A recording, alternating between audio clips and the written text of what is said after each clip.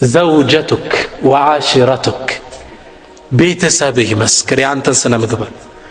እኔ ጋማ መንገሬ ለ5 ደቂቃ እሺ ሀቢቢ ቀላል፣ ከሷ ጋር ግን ሁሌ እየኖርክ ሁሌም በሽንኩርቱ በጨው እየተጣላ እሷ ትናገር ስላንተ። ነቢያችን ለዛ ነው ምን አሉ?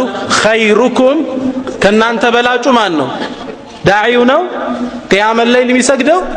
ኸይሩኩም ሊአህሊ ሚስቱ የመሰከረችለት ነው። ተቀይማ ለወደፊት እኮ አሉ ዩሽኩ ይቀርባል አልኡመም ህዝቦች ተዳ አለይኩም ሚጠራሩባችሁ ከናንተን ለማጥፋት ይህ ዘመን ይቀርባል አሉ። እንዴት ነው የሚጠራሩባችሁ? ከማ ተተዳዓል አከለቱ ኢላ ቀስዓቲሃ ሰዎች ማዳቅርበው እንብላ ይጠራራሉ አይደል? እንደዛ ወደ እናንተ የሚጠራሩባችሁ ቀን ይቀርባል አሉ ረሱላችን ሰለላሁ ዐለይሂ ወሰለም። አሁን ዓላማ የመሳቴ ጠላት እንደ ሳት ካሩጌ ነው ቆጥረዋል። ደነገጠ፣ ተመለሰ። ለነዚህ ሰዎች ምን ሄዱ አላቸው? እንዲህ ሚለይ ልጅ አግኝቻለሁ። እኔ አሁን ስመለከታቸው አራዩ ከኔ ያለ አመለካከት ስጠን ካላችሁ አትዝመቱ። ወዋሂዱን ከአልፍ አንዱ በሺ የሚቆጠር ጀግኖች ናቸው። እነዚህ ሰዎች እንዳትነኳቸዋል። ከዛ ከብዙ ዓመታት በኋላ አሁንም ሌላ ሰላይ ላኩ። ሲልኩ በጣም የሚገርመው አሁንም የሆነ ወጣት ቁጭ ብሎ ሲያለቅስ ይሄ ሰላይ ያገኛል። ከብዙ ዓመት በኋላ አገኘውና ምን ነው አንተ ወጣት ምን ያስለቅስሃል አለ። እሱስ ዓላማ ስቶ ይሆን? ይሄ ወጣት ምን አለ? ፍቅረኛ ይከድታኛል። አሁን ምንድነው ያስለቀሰው?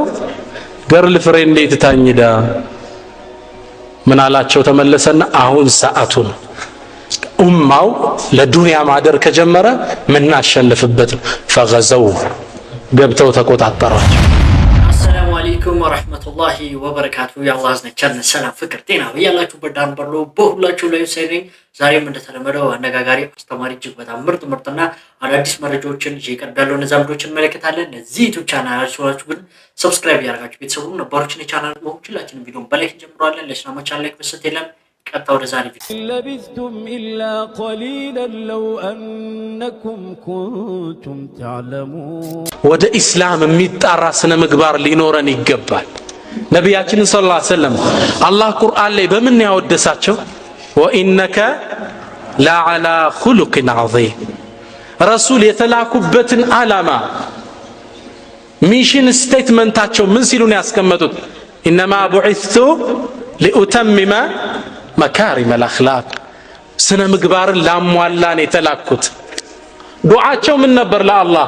አላሁመ ሐሲን ኹሉቂ ከማ ሐሰንተ ኸልቂ ጌታዬ አካለ ቁመናዬ እንዳሳመርከው ስነ ምግባሬን ውብ አድርገው። ረሱል ዱዓ ያረጉበት አላህ ያወደሳቸው የተላኩበት ዓላማ ምንድነው? ሑስኑል ኹሉቅ ውብ ስነ ምግባር ለሰው ልጆች ደግ ማድረግ ነው ዓላማ። ጥሩ ስነ ምግባር ያስፈልገናል። ግን አለን ወይ? ስነ ምግባሩ አለን? ወደ ኢስላም የሚጣራን ያለን ከኢስላም የሚያባር ጥሩ ስነ ምግባር አለ ለመባል 3 መስፈርት አለ። 3ቱን ከላ ካለፋችሁ ኢንሻአላህ በአኽላቃችሁ ሰው ይሰልማል ኢንሻአላህ። አንደኛው ማን ይመስክርልህ ጥሩ ስነ ምግባር ለመኖርህ? ዘውጀቱክ ወዓሽረቱክ ቤተሰብህ ይመስክር ያንተን ስነ ምግባር። እኔ ጋማ መንገሬ ለ5 ደቂቃ እሺ ሀቢቢ ቀላል፣ ከሷ ጋር ግን ሁሌ እየኖርክ ሁሌም በሽንኩርቱ በጨው እየተጣላ እሷ ትናገር ስላንተ። ነቢያችን ለዛ ነው ምን አሉ? ኸይሩኩም ከናንተ በላጩ ማን ነው? ዳዒው ነው ቂያም ለይል የሚሰግደው። ኸይሩኩም ሊአህሊ ሚስቱ የመሰከረችለት ነው። ተቅይ ማለት እሷ የሷ አይነት ሰው የለም ዱንያ ላይ የምትለው ነው የአላህ ወልይ ማለት። እንደሷ አይነት መሬት ሰው የለም ይህ የምትለው ነው ትልቅ ሰው ማለት። አንድ ዓሊም ምን ይላሉ? እስኪ ሚስትህን ጠይቃት ቁጭ አድርግና እስኪ ሚስቴ ነኝ እንጫወት። አሁን እንደው ህይወት እንደ አዲስ ተመልሳ ድሮ የጠየካት አለ ለትዳር አሁን እንደ አዲስ መጥቼ ህይወት እንደ አዲስ ተመልሳ አሁን በመታቂ ስነ ምግባር ላግባሽ ብዬ ብመጣ ትስማሚያለሽ እንዴ በላት ይላል። ትስማማለች? ቤት ይፍረደው እንግዲህ አንተን አላህ አላህ ቆይ ነው ምትለው ይኖራል አይደል? ሚስቱም ባልን ትጠይቅ አንቺን እንዲሞንሽን ባቅ ሚል ባል አለ አይደል? ሚስትህ ትመስክር ወይም ባልሽ ባንቺ ላይ መስክር። ውብ ስነ ምግባር ያለው ሰው ሚዛኑ የት ላይ ነው? ቤተሰብ። ሁለተኛ ጃር ጎረቤት ይመስል አሁን የጎረቤት ሀቅ የለም። አከራይና ተከራይ ነው ይባላል። የለም ስምራቱ ተባለ አከራይና ጃር ጎረቤት ይደበረስ ሰው ጎረቤት ይመስል እሱ ከመሰከረልን ጥሎኛ ይገላል አጋጥሞኛ ያለቀ አንተ ለብስ አብዱላህ ኢብኑ ሙባረክ ትልቅ ኢማም ናቸው። አብዱላህ ኢብኑ ሙባረክ من أئمة المسلمين ከሳቸው ጎረቤት የሚኖር አንድ ይሁዳ ነበር። ይሁዳ ሙስሊም አይደለም። ይህ ሰው ቤቱን ሊሸጥ ወሰነ። ነጋዴዎች መጥተው ሊገዙት ጠየቁት። ቤቱ አካባቢ የሚሸጥ የታወቀ ነው። 100,000 ብር ነው የሚሸጠው። እሱም መጥተው ሲጠይቁት 150 አለ። ይሁዳው አንተ ከሀገር የሌለ ደግሞ ምንድነው የምትጨምረው አሉ። እንዲህ አብሬ እኮ የሚሸጥላችሁ አብዱላህ ኢብኑ ሙባረክ ነው አላቸው። ማንን ነው አብሬ የሚሸጠው? ጎረቤቴን እኮ ነው የሚሸጥላችሁ አብሬ 50,000 የሱ ነው። አብዱላህ ኢብኑ ሙባረክ ይህን ሲሰሙ ምን አሉ? ተው አትሽጠው፣ ይሄን ብር ነው ይሰጣል። አራአይቱም ጎረቤትህ ላንተ ይመስክር። ሶስተኛ ውብ ስነ ምግባር ለመኖር የሚመሰክር እንደው ከኢስላም አስገቢ ነኝ አስወጪ ነው የሚለው እንድትመዝን ነው። ሶስተኛው ስራ ላይ የሚያውቁ ጓደኞች ይመስክሩ። አያም በስ መስጂድ ላይ እኮ ነው ተቅይ የምትመስለው እዛ እኮ ጉድ ነው የምትሰራን ካለ ወድቀሃል። እዚህ እኮ ሰው ትመስላለች ይላል አይደል ስታወራ። ሱቅ ስራ ቦታ ላይ የሚያውቁ ይመስክሩ ስላንተ። አቡል ሐሰን ነደዊ ይህ ዓሊም ቅድም ያልኳችሁ መካ ውስጥ አንዴ ይላሉ ከብዙ አመት በፊት ሀድኩና መካ ሐጅ ምናምን ላረግ የሆነ ሱቅ ገባው ልገዛሉ። ስገዛ እነዛ ሰዎች ምን አሉኝ? ኖ ይሄን ዕቃ እኛ አንሸጥልህም ከጎረቤት ግዛሉ። ዓሊም ዳዒ ናቸው ሊያውቁ ፈለጉ። ለምን አልኳቸው። ኖ እነሱ ዛሬ ከነጋ ጀምሮ አልሸጡም ከነሱ ግዛሉኛል። ኡማው እዚህ ሌብል ካልደረሰ ነስር የለም። የስራ ጎረቤት ይመስክር ስላንተ አኽላቅ አብሮህ የሚሰራው። አንዴ ምን ተከሰተ መሰላችሁ? በአቡ ሐኒፋ ዘመን አንድ ደግ ሰው መሬት ነበረው። ይህን መሬት ለሌላ ሰው ይሸጥለታል። መሬቱ ተሻሻጡ፣ ውሉ ጸደቀ። ያንኛው የገዛው ሰው አፍርሶ ለመስራት ሲቆፈር ድንገት ወርቅ ያገኛል፣ በጣም ብዙ ወርቅ። ባለቤቱን አስጠራና የሸጠለትን ማንን ያስጠራው? የሸጠለትን ይሄ ወርቅ እኔን አይመለከተኝም፣ መሬቱን የሻጥክልኝ ውሰድ አለ። ግራ የሚገባ ወሬ ነው አይደል ለዚህ ዘመን ሰው። ያ ደግሞ ምን አለ? አላህ ይስጥልኝ አለ። ላላ እኔ ከያዘው ከነድንጋው ከናፈሩ ከነወርቁ ነው የሸጥኩልህ፣ የኔ አይደለም። ሁለቱ ተጣሉ። የኔ አይደለም ውሰድልኝ፣ አልፈልግልህም ውሰድ። ሩቅ ከሆነ አይደል ወሬውላ። ሁለቱ ተጋጩ። መጨረሻ ላይ ወደ ዳኛ ሄዱ። ወደ ማን? ወደ ኢማሙ አቡ ሐኒፋ ጋር መጡ። ኢማሙ አቡ ሐኒፋ የነዚህን ተቅይ ንግግሮች ሲሰቡ ተማረኩ። አንተ አትቀበልም? አልቀበልም፣ የኔ አይደለም፣ እኔ አፈሩን የገዛው መሬቱን ያነሳ ሽጫለሁ እኔ። መጨረሻ ላይ ምን አሉ? ልጅ አለህ አሉት። እኛውን አዋረ ኮረዳ ልጅ አለችኝ አላም። አንተስ ወንድ አለህ? አጋቧቸዋል። ተግባባ። ሁለቱ ተጋቡ። ንብረቱ የነሱ ነው። ካንተም አልወጣም ከሱም አልወጣም። ስራ ላይ የሚያውቅ ሰው ይመስክር። ውብ ስነ ምግባር ስለመኖር በንግድ የተገናኘው ሰው እሱ ይናገር ስላንተ። ስነ ምግባራችን ትልቅ ቦታ አለው። ቅድም የጠቀስኩላችሁ የአብዱላህ ኢብኑ ሙባረክ አባት ሙባረክ ይባላል።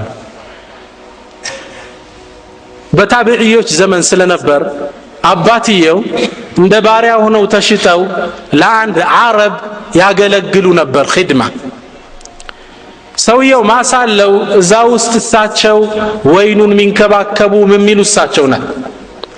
ወራቱም በደረሰ ጊዜ ወይኑ አሰሪያቸው መጣ። ማሳ ውስጥ ገባና ለሙባረክ ለአብዱላህ አባት ምን አላቸው? በል እስኪ ጥሩ ወይን የበሰለ አምጣልኝ ልቅመሰው አላቸው። እሳቸው የሆነውን ነገር ቆርጦ አመጡለት። ሲቀምሰው በጣም ይመራል። አንተ የጣፈጠውና የመረረውን አታውቅም፣ ጥሩን ይዘልኝ አሉ። አሁንም ዱዓ መጣ፣ አሁንም ይመራል። ተቆጣ። ሶስተኛ ላካቸው፣ አሁንም ሲያመጡት ይመራል።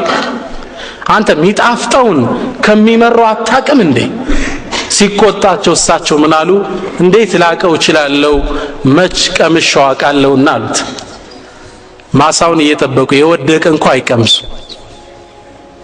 ተቅዋ ወራ ማለት ይሄ ግራ ገባው። ምን አይቶ ነው የሚያወራው? ከዛ ሲከታተላቸው እንዳለው አይነት አላህ የሚፈሩ ሰው ናቸው። ከዛ አንዲት ውብ ልጅ አለችው ይህ ባለጸጋ። መጣና እሳቸውን ልጄን ለማን እንድድር ትመክረኛለህ አላቸው። የገዛው ባሪያ ነው። ለማን ልዳር አንተ ሙባረክ አለው። ቃል ያ ሰይዲ አንተ አሳዳሪ አለው። إن العرب في الجاهلية عربوش بجاهلية يزوجون بالنسب بزر نبر ميدروت يقال يزر كتباله واليهود للمال والنصارى للجمال يهودوش لجنزب سيلونا ميدروت نصارى وش كريستيانو لوبت سيلونا أما نحن المسلمين إن يا مسلموش جن نزوج بالدين بديننا منا قابا والاتشو ይህ ሰው ከሳቸው የሰማውን ጥበባዊ ንግግር ውስጡ ሊሸከመው አልቻለም። እሱ ጋር ንግግሩን አቆመና ባለቤቱ ሄዶ ምን አላት? ባለቤቱ ይሃላት ከዚህ ሰው የተሻለ ልጃችን ልንሰጠው ምንችል የአላህ ባሪያ እናገኝም እንዳረው አላት። ባሪያ እኮ ነው የተገዛ። አዎ አጋቧቸው። ማን ተወለደ? ኢማሙል ሙስሊሚን አብዱላህ ኢብኑል ሙባረክ። ስለሱ ታሪክ ብነግራችሁ ዛሬ መድረኩ ሰዓት አይበቃን። እንዴት ያለ ተቅይ ነቅይ እንደነበር በስራ ላይ የሚያቀሰው ይመስከር። ባለቤትህ፣ ቤተሰብህ፣ ማን ጎረቤትህ፣ ሶስተኛ በስራ የሚያቀ አንተ እዚህ ላይ ውብ ከወንክ ሰዎችን በስነ ምግባርህ ወደ እስላም መጣራት ትችላለህ። ኢንሻአላህ የመጀመሪያውን መረብ ጣጥሰናል አይደል? ምንድነው? ዕውቀት የለኝም ነው አይደል? ባለው ዕውቀት ልክ ተጣራ፣ አሊያም በሰው አንደበት ተጣራ እየገዛ ስጥ። ሶስተኛው ደግሞ ምንም እንኳን ባይኖር በምን ተጣራ? በስነ ምግባር ተጣራ። ሁለተኛው ሰዎች ለአላህ ዲን እንዳይሰሩ እንቅፋት የሆናቸው ሑብ ዱንያ የዱንያ ፍቅር። እኔም እናንተ ውስጥ ያለ ችግር ነቢያችን ሰለላሁ ዐለይሂ ወሰለም አላህ ባሳወቃቸው ምስጢር ይህን ነገር በገይብ አላህ ያሳያቸው ሲነግሩን كما رواه أبو داود وصححه الألباني من حديث ثوبان يقول النبي صلى الله عليه وسلم نبيات من يالو يوشك الأمم أن تداعى عليكم كما تدعى الأكلة إلى قصعتها لو دفيت كوالو يوشك يقربان الأمم هزبوش تداعى عليكم مترارباتشو كأنانت لما أطفات يزمن يقربان እንዴት ነው የሚጠራሩባችሁ? ከማ ተተዳዓል አከለቱ ኢላ ቀስዓቲሃ ሰዎች ማዳቀርበው እንብላ ይጠራራሉ አይደል? እንደዛ ወደ እናንተ የሚጠራሩባችሁ ቀን ይቀርባል አሉ ረሱላችን ሰለላሁ ዐለይሂ ወሰለም። በቋንቋ የሚለያዩ፣ በዘር የሚለያዩ፣ በፖለቲካ አቋማቸው የሚለያዩ፣ አንደበታቸው የሚለያይ እስልምና ላይ ግን አንዱ ነው። እስላምን ለማጥፋት ይጠራሩባችኋል። ሰሃቦች ይህን ሲሰሙ ደነገጡ። የኛ ነገር አሳሰባቸው። ቃል ጠያቂው ምን አለ? ምን ቂለት ነሕኑ የውመኢዝን ያ ረሱላላህ፣ ያኔ ቁጥራችን አንሶን ነው እንዴ ተረባርበው የሚያጠፉን? አንሰን ነው እንዴ አላህ መልእክተኛ አላቸው። ነቢያችን ምን ያሉ? በል አንቱም የውመኢዝን ከሲር፣ ያኔማ እናንተ ቁጥራችሁ የሚቆጠር አይደለም ብዙ ናችሁ። አሁን ስንት ነን? 1.8 ቢሊየን። ዓለም ላይ ስንት ህዝብ አለ? 6 ቢሊየን ህዝብ አለ። ሙስሊሙ ስንት ይገመታል? ያው እየቀነሱን ማለት ነው። 1.8 ቢሊየን ኦልሞስት የዓለም 1/3 ነው። ቁጥራችን አንሶ ነው እንደ አላህ መልእክተኛ አላቸው። ኖ ያኔ ቁጥራችሁ ብዙ ነው። ታዲያ ችግሩ ምንድነው? ረሱል ምን አሉ? ወላኪነኩም ነገር ግን ያኔ እናንተ ጉሳኡን ከጉሳኢ ሰይል እናንተ ወንዝ ውሃ ላይ የሚወርድ አለ አይደል? እዛ ላይ እንደተቀመጠ ቆሻሻ ናችሁ። ጉሳኡ ሰይል ወንዝ የሚወርድ ጎርፍ አለ አይደል? ላዩ ላይ ቆሻሻ የምታዩት አለ አይደል? ይሄ ጉሳኡ ሰይል ይላሉ። አንድ የዘመናችን ትልቅ ኢማም ምን ይላሉ? ብዙ ባህሪ ይዟል ጉሳኡ ሰይል የጎርፍ ቆሻሻ ማለት። አንደኛ እርስ በርሱ የተለያየ ነው።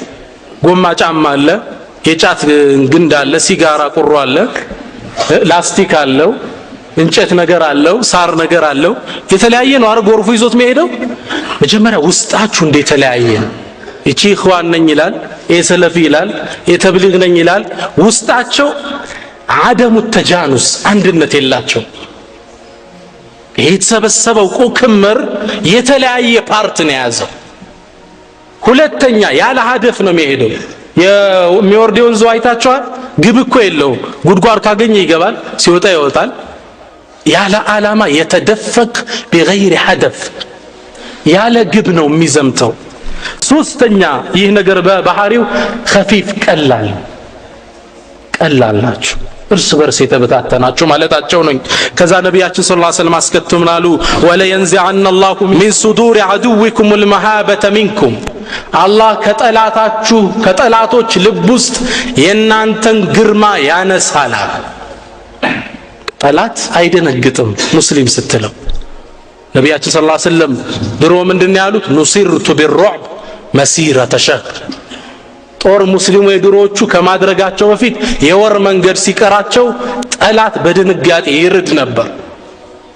አሁን ግን ረሱል ሰለላሁ ዐለይሂ ወሰለም ምን አሉ? ከጠላት ልብ ላይ የናንተን ግርማ አላህ ያወጣል አሉ። ምንም አይደነግጥልም። 2 ቢሊየን 3 ቢሊየን ويقذف في قلوبكم الوهن ከናንተ ልብ ደግሞ ወሃን ደክመትን ውስጥ ያደርጋል። ወሃን ማለት ضعፍ ማለት። ሰሃባው ተገረመና ወመል ወሃኑ ያ ረሱላህ አላቸው። ወሃን የተባለው ምንድነው አላቸው። ረሱል ሲያስቀምጡ ምናል? ሑቡ ዱንያ ወከራሂየቱል መውት። ውስጣችሁ የተቀመጠው ምንድነው? ዱንያን በጣም ታፈቅራላችሁ። የሚያስበው ከህንፃ ላይ ህንፃ ነው። ነፍሴ ነው። ስለ ኡማው ላ ዩባሊ ምንም ይጨንቀው ነገር የለም። ወከራሂየቱል ሞት እስር ቤትም እንድትነቁ አይፈልግም።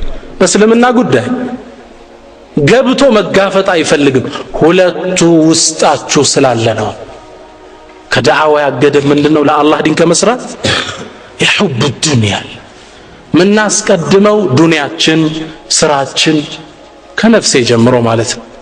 ይህ ውስጣችን መውጣት አለበት። ሩስቱም ቃኢዱል ፉርስ የፋርሱ የጦር መሪ የነበረው ሩስቱም የተናገረው ንግግሬን ሐዲስ ይመስላል። አንዴ ሙስሊሞች ፋርስን ሊያጠቁ ሲገቡ ሩስቱምን ስለመከላከል ሰራዊቱ ጠየቁት። እንከላከላቸው እንጋፈጥ ሲሉት ሩስቱም የኔን ምክር ልስጣችኋል።